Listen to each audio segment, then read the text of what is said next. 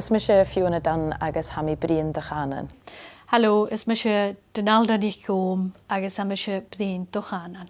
Is me sé Searas Macile Bode agus ha mi brian canan. Ha mi brian ar canan.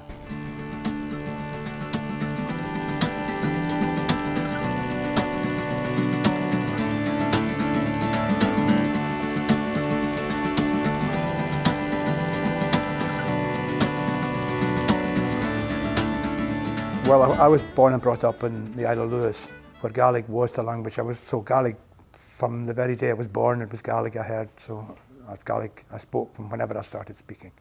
The deterioration in the language and the use of it goes back to a couple of centuries. It actually probably goes back to the 45 rebellion, when after that the language was suppressed, particularly in the Glasgow area over the last few years, maybe 20 or so years. There's been quite a push towards learning Gaelic.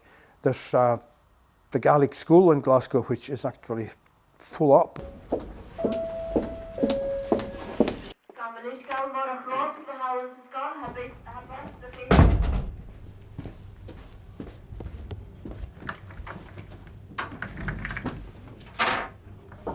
I'm originally from South Uist in the Outer Hebrides, and I was born into a fluent Gaelic speaking family. I've just built my career around developing Gaelic and preserving it as a language and providing opportunities for young people to see the value of it, because we all have to work really hard to preserve it.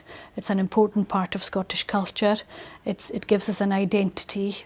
The school is the big thing, and there are Gaelic schools, Cumbernauld, Edinburgh, Inverness, so that has been a big help. If you start with the youngsters, you've got a better chance.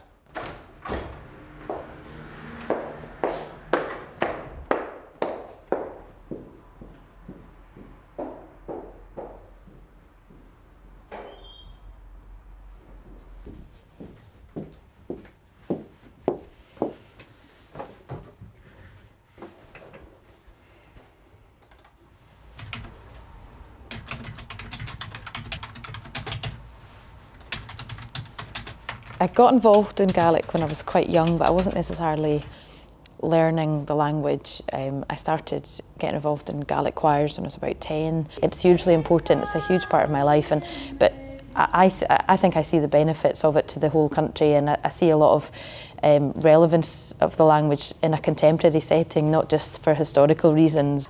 60 to 70% of the parents who send their children to this school don't have any connections with the language, don't have any grannies living up north or anything like that, but have seen the value of bilingual education. Glasgow's very much gained a reputation as being, I would say, a leading area in terms of Gaelic development over the years. It's obviously home to the first entirely Gaelic school, and it's now home to the largest Gaelic school. I think we've certainly got to keep up the impetus that has been built up over the years. We've got to use outlets like the National Mod, which next year will be in Paisley. I think the benefits of bilingualism will become very clear. Research has shown that bilingualism has a positive effect on pupils' studies. However, one potential stumbling block for many is the fear of pronunciation and not being understood. The language itself doesn't vary. It's just like English across Scotland. You know, you get different accents in Aberdeen, Dundee, Edinburgh. There are different accents even across the Western Isles. The language does vary from region to region. I'm from South Uist. I have staff here from Lewis, from Harris, from Skye.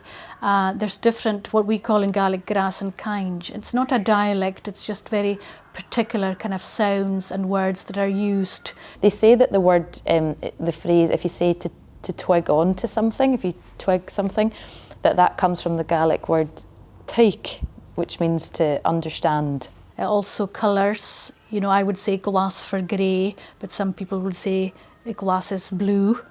But also a prime example would be milk. I would say banya. Which starts up in Lewis as banya. People from Barra would say banya. Banya. And there's just a variation, but we all know what we're talking about.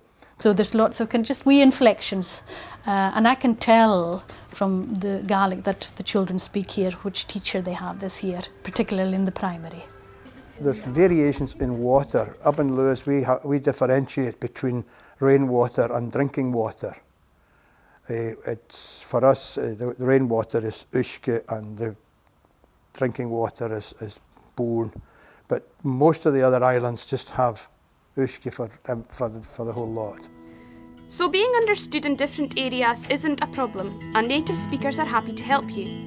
But in our globalised world, why would you learn Gaelic over, say, French or Spanish?